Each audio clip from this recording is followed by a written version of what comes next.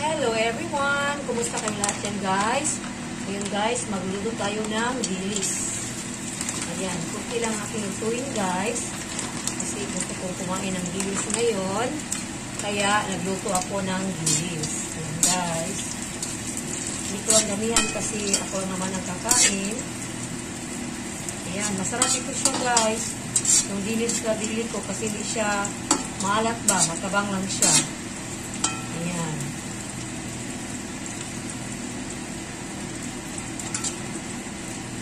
Masarap ito guys.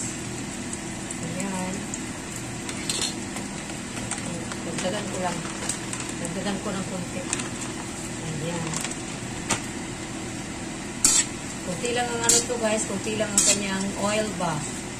Para hindi masyadong oily ang dilis. Yung fried dilis. Ayan. Tapos guys, lagyan ko siya ng sugar. Ayan, aking dilis. Kasi sweet and sour ito guys na dilis. Ayan, haluin lang natin. Ayan, napakasarap ito guys. Lagyan nyo ng sugar.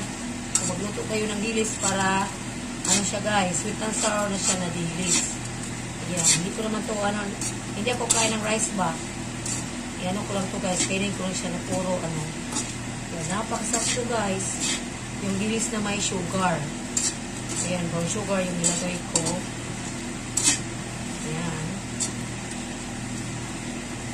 Kainin nyo guys. Kasi masarap pa ganito. Yung dilis tapos lagyan ng sugar. Napakasarap ito guys. Ayan. Napakabango. Hindi lang masyado marami ng sugar. Yung sakto lang ng sugar ba. Ayan.